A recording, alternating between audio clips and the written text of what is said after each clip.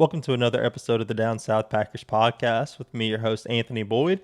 And today we're going to be going over the Packers draft, who they selected, who I really like, and just going to give a quick breakdowns on some of these players. I know some of the videos have come out already where some of the podcast guys are breaking down some deep dives and deep film into these guys. But I'm just going to go over a few of them that I liked as the draft progressed.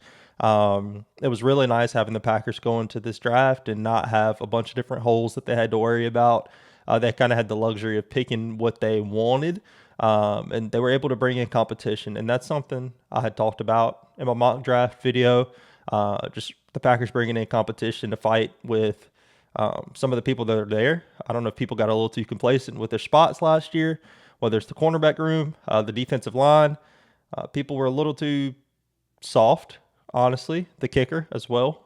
So you saw that the Packers decided to bring in competition for those guys, make it harder on them, make them earn their spots, and if not, they're going to get replaced by a younger guy, someone's a little more hungry. So I was really pleased with the Packers draft. I know a lot of these mock draft grades have come out and have given the Packers BS grades like a C plus and a B minus, some stupid stuff like that, docking them for the fact that they didn't have a first round pick. I think that's just idiotic considering the Packers' first round pick was essentially Micah Parsons. Thank you, Goody, for bringing that in. I have no issue with sending away a first round pick if I'm going to have Micah Parsons. And if you're going to dock the Packers for not having a first round pick, that's just dumb. That's so dumb, especially considering the number of people that also didn't have first round picks. But not going to die on that hill. People are going to have their own opinions about what the Packers did. But if you're looking at this draft, this is one where Goody, the scouting department, those people all found guys that'll fit this team, fit in to the new defense that Gannon's bringing in, fit into Matt LaFleur's offense. They picked players that could fit the Packers, and I really liked every selection that they made, quite honestly. Before I dive too deep into it, though, I want to ask you guys, go ahead and subscribe to the video. It'll help this video get out to more Packers fans, more people who are like us, who love this team, who want to hear me talk about this team. Don't know why you'd want to do that.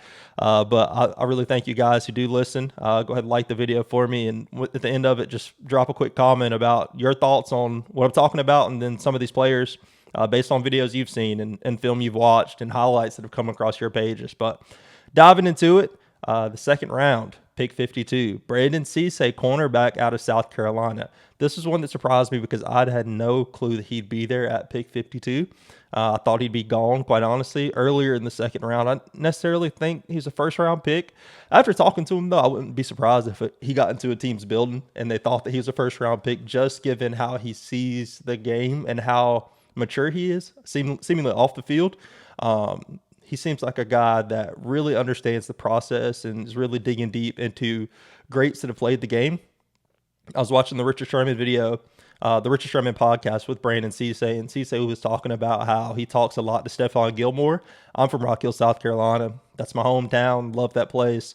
Football City, USA, if you know anything about it. But Stephon Gilmore is a legend from here. He was Defensive Player of the Year for the Patriots, Super Bowl champion, probably be the first Hall of Famer from Rock Hill. But Cisse talks about how he talks to Gilmore a lot because Gilmore's also a South Carolina guy. Went to Carolina, played some quarterback and some cornerback, obviously. Cornerback turned out being great for him. He was great at it. But Cisse talks about how he sends videos back and forth to him. He really wants to be great. You could see that, and I love that mentality aspect of it. Like I said, if he would have gotten into somebody's building and they wanted him in the first round, I would have not been surprised. Something that it's very limited in his game is ball production. Now, that's not for lack of effort, I would say. He's breaking on balls. He's making plays. Interceptions aren't easy to come by, but I think sometimes he just doesn't play that aggressive on the ball, and that's something where you'd like to see more ball production as a fan at times, but at the same time, there's those chances where he breaks on a slant that he knows is coming and he misses it. The quarterback has a quarterback receiver connection's just a little bit better than the break he was going to make, and it could end up in a big play. So I don't know. I'm torn on that because I want to see the interception, but at the same time, the safe play to me is good, just depending on situation. If you can make the play and you can really get there, do it. He has speed. He's athletic.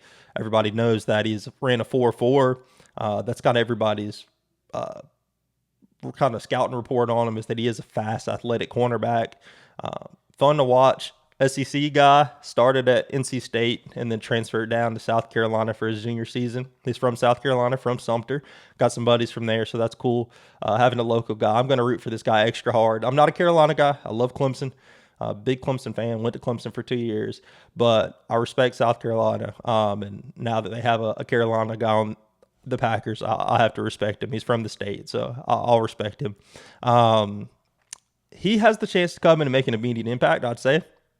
His cornerback room last year was not great. I think we all know that. Everyone who watched the Packers understands that the cornerback room was not great. It was greatly covered up by the fact that there's two extremely talented safeties behind him, and that the defensive line, when Micah Parsons was there, kind of shouldered a lot of that load. And once Micah went down, the defense, the cornerbacks were exposed. As soon as Micah went out, we saw Valentine getting picked on by Cortland Sutton on straight 9 balls, just go balls, getting beat over the top. By somebody like Cortland Sutton, which Cortland Sutton's not a bad receiver, but there's no way you're just letting Cortland Sutton run past you and completely destroy a game. That made no sense. And there's the Bears game, obviously. You had the DJ Moore catch over the top. Gave up another one in the playoff game. Everyone knows. We don't need to talk about those. But Cisse has the opportunity to come in and fight and be competitive. And if camp goes really well, cornerback's a position where you can come in and start as a young guy. If you come in and work hard, put your nose to the grindstone, like he said he will, he could start there at pick 52. And I love that pick. I love that pick by Goody. Happy that he was there at pick 52. I'm going to support a South Carolina guy no matter what. Pick 77 in the 3rd round went with Chris McClellan, defensive tackle out of Missouri. Started his career at Florida. Played a few years at Florida, but Missouri was where he really started to blossom. Had way better production once he got to Mizzou. 6 sacks this past season and 48 tackles in 13 games. Nothing to scoff at defensive tackle. His film's really fun to watch. You'll see him using his arms to keep linemen off of his body, and he'll hold. If it's in the run, he'll keep the lineman off of him, read which way he needs to go. He has speed for a defensive tackle. Now, he's not the quickest off the ball all the time, but he has pretty good speed if he's matched one-on-one with the center, or if he ends up on the guard, he can beat him with a little bit of speed around him. He's a rip-through move he likes to use. Has a couple of tools in his arsenal. He's pretty strong as well. Not just a pass rusher. Obviously, the Packers are bringing him in to be a nose tackle in the Sean Gannon defense. He's strong in the run game. I'm happy to see that they found a defensive tackle that could do a little bit of both. I didn't know too much about Chris McClellan coming into this draft.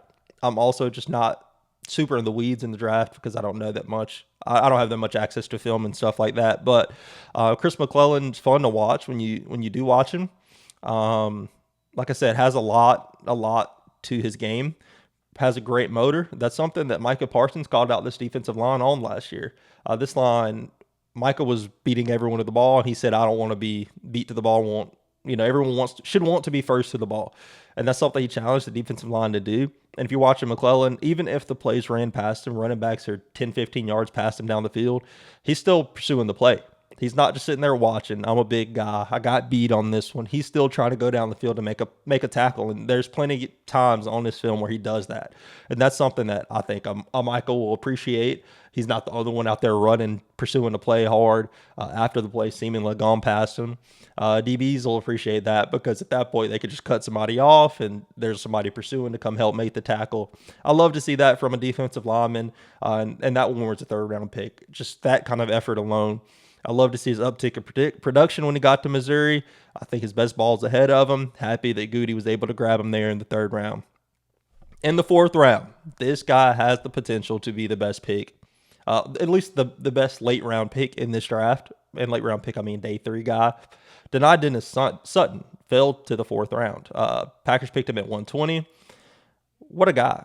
I mean, watching him in his 4 years at Penn State, he was very impactful on the edge. Penn State guy, again, Michael will love that. Has another Penn State edge rusher with him. Denied Dennis Sutton has speed off the edge. He has the ability to spy the quarterback because he can go tackle in the open field.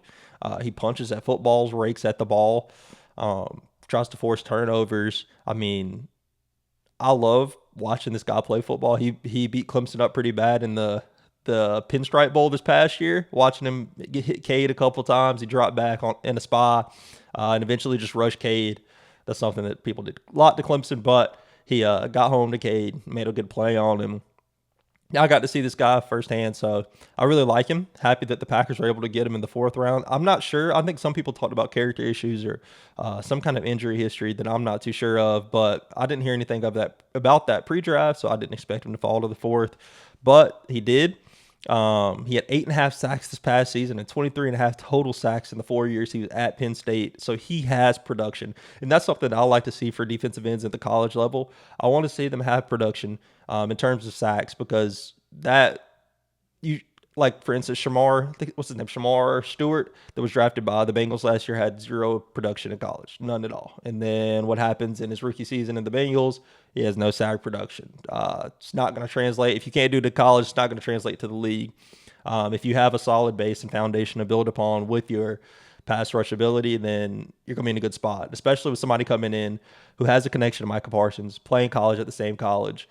Micah's going to motivate these young guys. I have a lot of faith in that, and I believe in that. And the Packers needed a defensive end. You lost Enigbari in free agency. Obviously, you traded away Rashawn Gary because it just wasn't great. Micah's rehabbing the ACL, and you're not going to know how the young guys are going to perform. And LVN, I'm hoping that he turns out great and that he can get an extension. He has a good season this season. He stays healthy. But you bring in another edge. Again, bring in competition into these rooms. Don't let these guys get too complacent and too comfortable. You bring in a defensive end like Dani Dennis Sutton, he's going to come in there and try to make plays. He's going to try to get on the field as fast as possible. And I don't see why he wouldn't be able to, especially early in the season, if he comes in and fights his butt off in training camp. I like the pick in the 4th round, and thank you to the league for letting the Packers get him. I have no doubt that he's going to be a great Packer. That's one I'm super confident in, and I'm really happy the Packers made that pick. 5th round, pick 153, the Packers picked Jager Burton out of Kentucky, the center. This is one where everybody thought his name was Jagerbomb. That would have been cool if his name was Jaeger, but it's Jagger. Offensive line, I believe, is set for this season. If you're looking at what moves the Packers made in the offseason, extending Sean Ryan, keeping him there to play center. I think the Packers are kind of rolling with continuity there at the offensive line. Give these 5 guys another season. Hopefully Banks gets healthy. Zach Tom's knees healing up well per Goody's press conference before the draft. You're rolling with the thought process that, hey, they'll be better in the second full season together as long as everyone's healthy. You lost Elton in the middle of last year, so then you moved Sean Ryan into center, and he had to play center, but hopefully, coming into this season, everyone's kind of played these positions. They're kind of gelling. You still have Belton at right guard. But I think Burton has a chance to maybe start. There's like an outside chance. I don't think he will, just because, like I said, I think they're going with continuity. But Sean Ryan's naturally a guard. If you want to, you could move him back to right guard and have Burton come in and play center. I don't think it's going to happen again because of continuity. Have Belton be a swing tackle. But you have Kennard at that position, so I don't think that's going to happen. Keep Belton at right guard. You have Tom at right tackle, Ryan at center, Banks at left guard, and then Jordan Morgan out at left tackle. So that'll probably be the offensive line. That's what I'd roll with. Just keep these guys working together. If the offensive line can get going together, then fine. But I think this Burton pick is more of a long-term play. He's a super athlete, had a 9.88 RAS score, ran a 4.94 40. I mean, that's insane at center, just moving. Freshman All-SEC, had 47 straight starts at Kentucky. This guy's good. This guy would be good. It's a long-term play. Once Ryan's done at center, then, or if, like I said, if something goes bad or Belton's not playing good at right guard, you can move Morgan back and Burton's playing well at center. There's a possibility for that, but I don't see that happening yet. But I think this is a good long-term play for the Packers, picking out a center here in this draft, and he's a nasty cuz too. He blocks hard in the run, blocks good in the pass game. I mean, I love it. Good feet. Good alignment choice by the Packers in the 5th round. 6th round, here's a player that they took out of Alabama, Damani Jackson. I remember watching a few SEC games. Obviously, I'm down here in the South, so SEC's king, and college football, I would say the SEC's king, but it seems like the Big Ten's been running it here recently. I remember seeing a lot of Damani Jackson's plays. I remember him hitting Chris Brazzell on a couple of those screen passes. I remember him blowing up the Georgia running back in the SEC championship game out in the flat. He makes plays. He does tend to make plays. He had 2 interceptions in his college career. Started off at USC. and then transferred to Bama for his last 2 seasons. Pretty good player. Hopefully he can find some confidence. Obviously at cornerback, you want to see them be confident. That's huge. If you're a Packers fan, you watch Jair Alexander, and that's something that he never lacked. In order to be great at corner, though, you have to have it. And he didn't seem to lose his confidence last year. He ended up getting benched for a little while. Wasn't playing great.